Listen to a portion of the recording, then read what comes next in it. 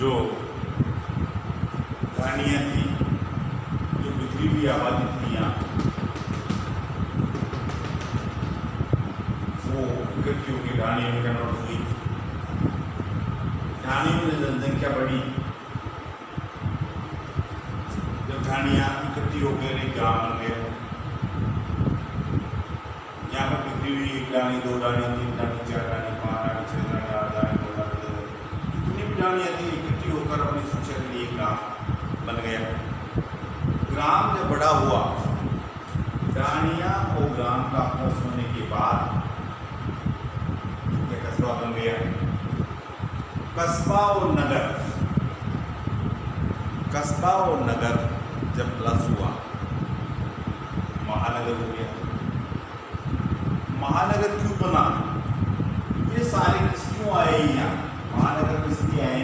सुरक्षा के लिए, सुविधा, शिक्षा, चिकित्सा और व्यवस्था।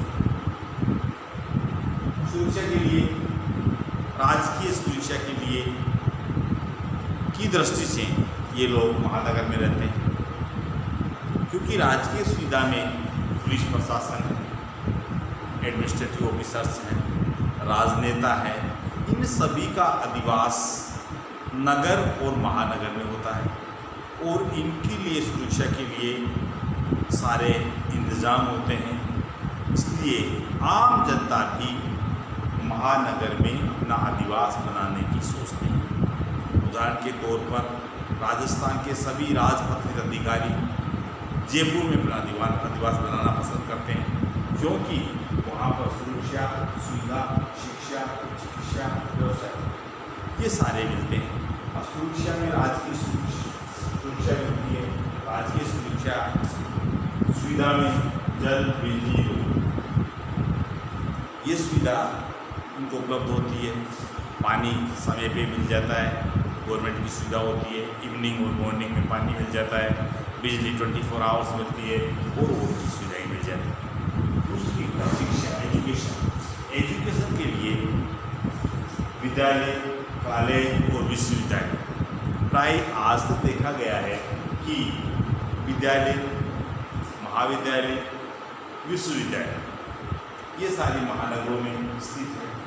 उदाहरण जयपुर का दे सकते हैं, वहाँ विश्वविद्यालय हैं, कॉलेज हैं और अच्छे स्कूल्स।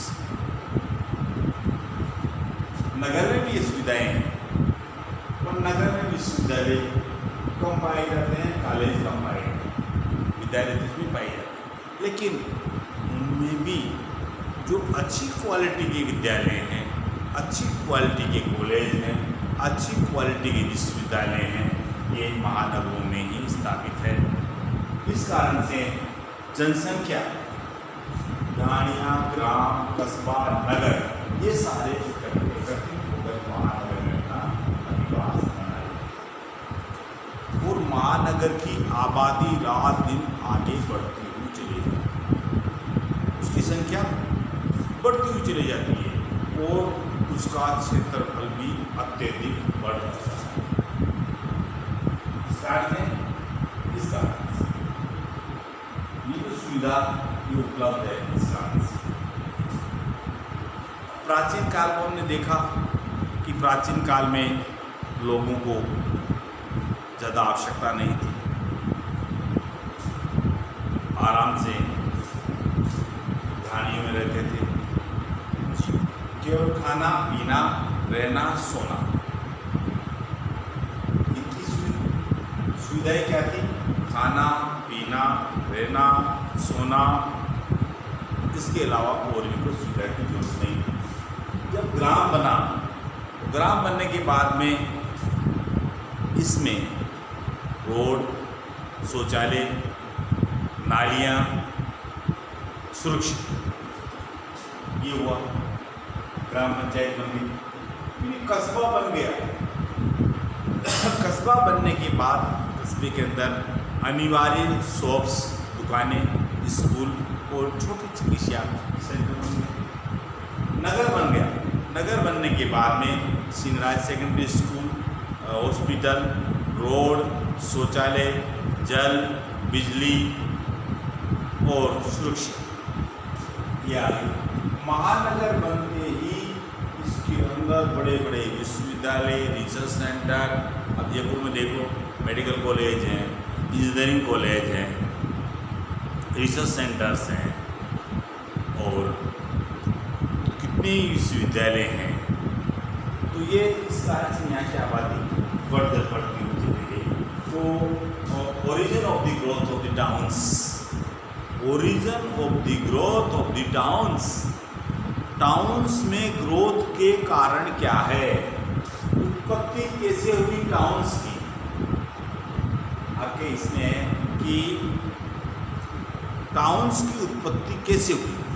उत्पत्ति में हम यहाँ से चले हैं, बिखरे हुए घरों से, ढाणियों से, ग्राम से, कस्बा से, नगर से और महानगर से।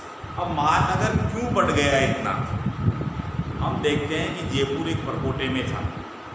एक परकोटा निश्चित था जयपुर का। प्राचीन काल में परकोटा राज, प्राचीन काल में जो नगर थे, छोटे नगर थे, वो नगर परकोटा के अंदर थे। परकोटा से तात्पर्य ये था कि वहाँ का राजा प्रशासक अपनी और जनता की सुरक्षा के लिए एक चारों तरफ एक पक्की दीवार बना देता था। तो पक्की दीवार बनाने के बाद उसका एक राजभवन होता था, उससे पूरा प्रशासन चलाता था।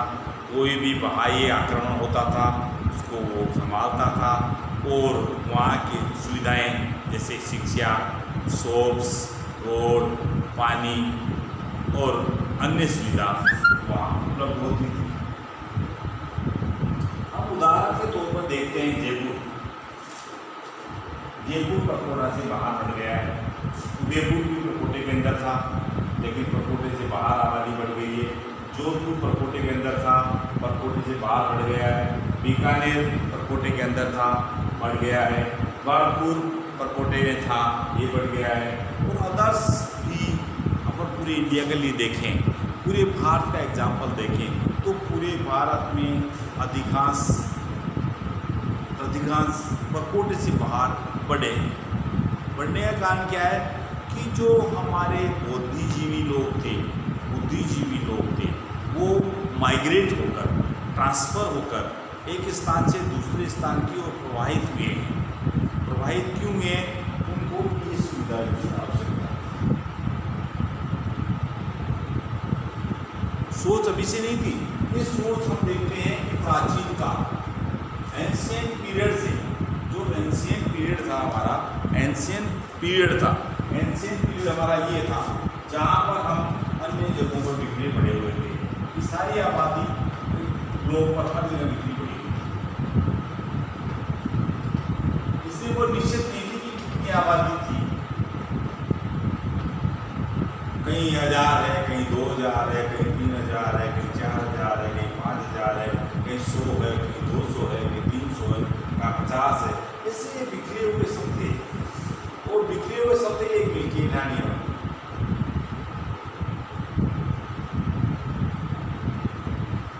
100-200 लोग जो बिखरे पड़े थे वो ढाणियाँ बन गई। और इसके बाद में 100-200 लोगों की बिखरी हुई ढाणियाँ बनी। ढाणियाँ के बाद में ये जो ढाणियों की जनसंख्या बढ़ी, माल्थस के सिद्धांत के अनुसार ये संख्या बढ़ी। जैसे ये 2 मेल और फीमेल, ये मेल और ये फीमेल, 2 व्यक्ति थे मेल एंड फीमेल, इनके दोनों की 4 पैदा हुए। इसके 4 पैदा हो गए, 4 के 4 हो गए, इनटू 4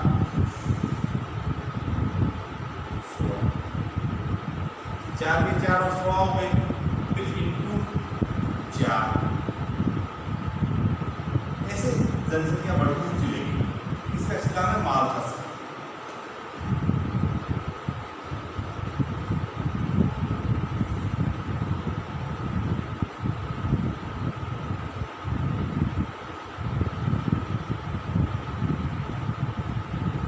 माल्थस के सिद्धांत के अनुसार जनसंख्या बढ़ती चली गई और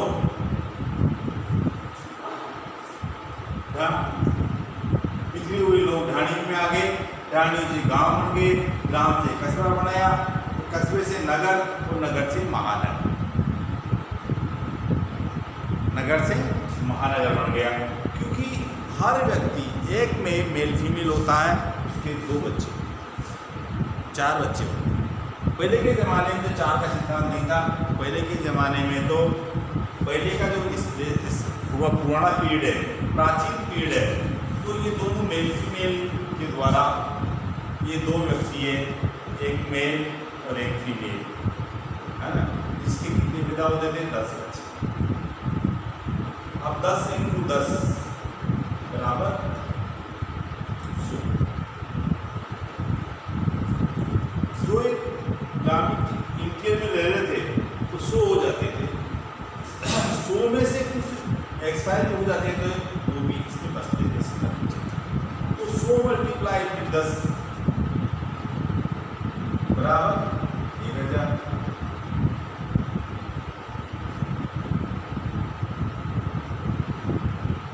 जनसंख्या कैसे बढ़ती गई, बिगड़ी हुई लोग थे ये, ध्यान में एकत्रित हो गए, गाँव में आ गए, कस्बा में चले गए, फिर नगर में चले गए, महानगर में सुविधा के लिए चले गए। तो अपन कह सकते हैं कि origin of the growth of the towns, जो हमारे टाउन्स है उसकी ग्रोथ सुविधा के लिए, अगर ये सुविधा यहाँ ही मिल जाती इनको, इस जगह की सुविधाएं पूरी, ये सुविधाएं यहाँ उपलब्ध हो जाती है, तो महानगरों में जनसंख्या अधिक नहीं बढ़ेगी और महानगर टाउन्स की ग्रोथ नहीं होगी, शहरीकरण कम होगा।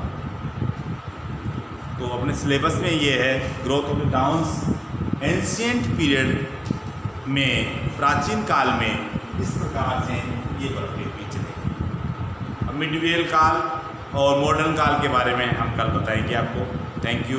ओके।